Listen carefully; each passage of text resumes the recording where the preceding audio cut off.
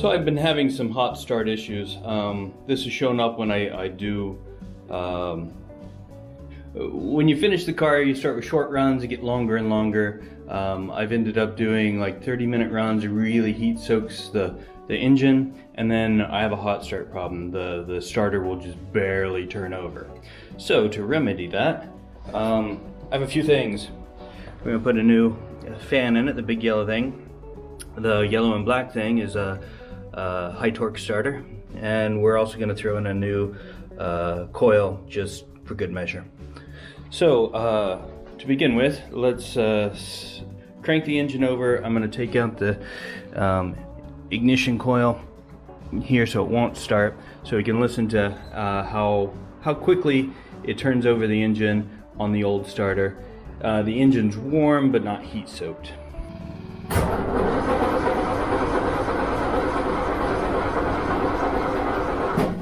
So you can hear it doesn't do a bad job when it's cold. So let's change the starter out. It's a really simple procedure, and then we'll see how it does after that. Here they are side by side. You can see the considerable size difference. There's also considerable weight difference as well. So you end up with like twice the power, half the size. Another difference with this has a starter solenoid built into it here. This is where the main goes in. This is what controls the starter solenoid. So we're going to use the original one on the car. So it'll feed power into here. This wire will actually control the power going to the starter solenoid here. And so we'll be using two in a sense. Alright, let's see if we can get the new one in. Alright, we got the starter in. New starter in. Power's back on. Let's see the difference. My God, that's so much stronger. That will certainly help. So I had a hard time trying to find the right color for the wheels for the BTU7.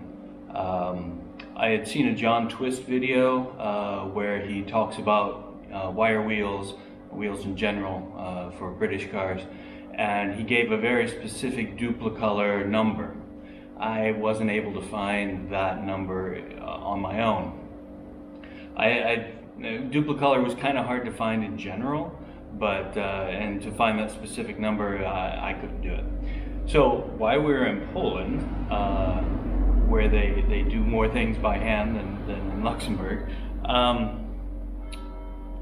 very close to my in-laws' house, my wife was able to find a shop that specializes in paint, spray paints, and they had it's not duplicolor, but it's the European merger of duplicolor.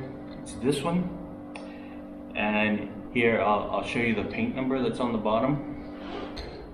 Now the guy in the shop was giving my wife an entire history of the merger between duplicolor and Motip, I think, Motip.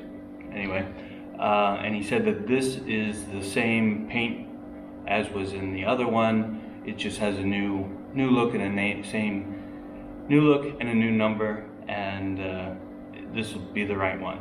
So what I'm going to do is clean up the wheels, which aren't in bad shape because they were just painted. They're just a bit dirty from the road use, so I'm going to clean them up and respray them. So I made this template, I guess. I don't know what to call it. It fits right around the edge, and then I don't have to mask that off. I have taped off the valve stem. As you can see, I hope, it's a lot shinier this way.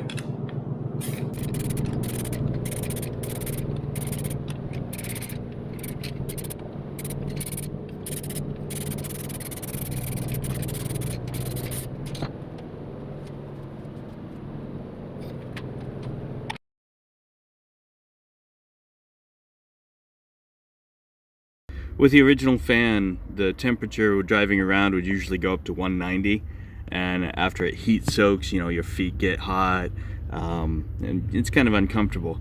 I put this new fan in, and this is the hottest I've seen it so far. I just shut off the engine so it crept up a bit. It usually stays around 160 while you're moving. It's plastic, but it's yellow, so it's kind of the same color. It doesn't look too out of place, but it really makes a huge difference. I'm having some funny noises coming from the generator. I think this might be the problem. So I'm going to take it off and take it to the shop. So I got it pulled apart. Really not a big deal.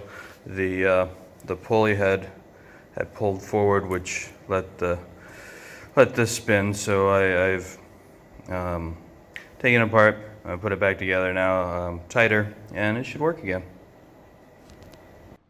So I've had the Season 1 car for sale for quite some time now. It actually got done 1 week before lockdown, and it was a terrible time to try and sell a car.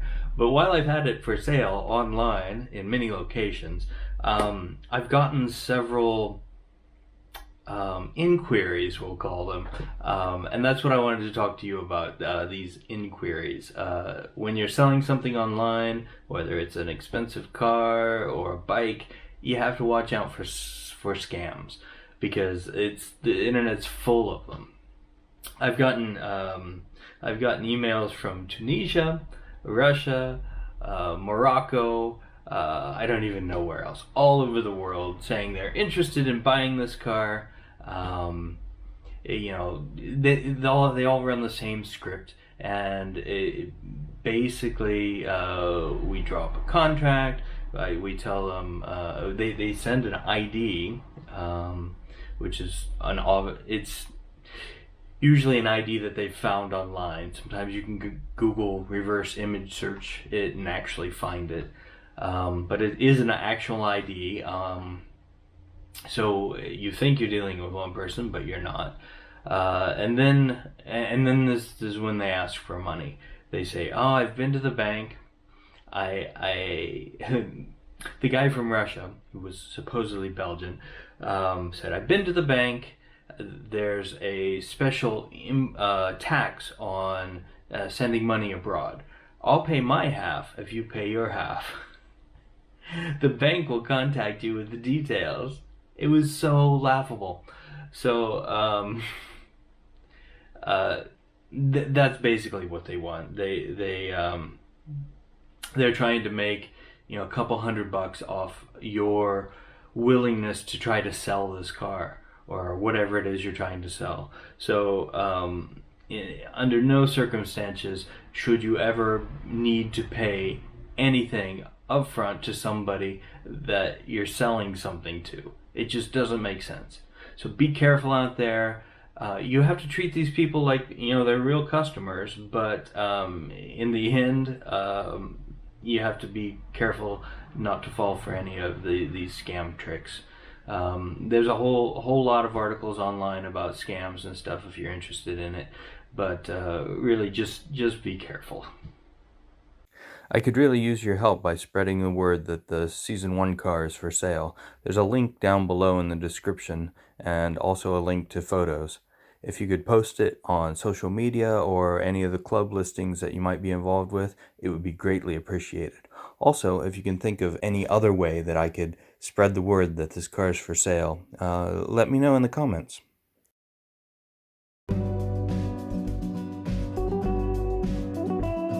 If you want to come along on the ride as we complete this project, click the subscribe button. If you want YouTube to tell you every time there's a new video, click the alarm bell. Thanks for watching, and your support is very much appreciated.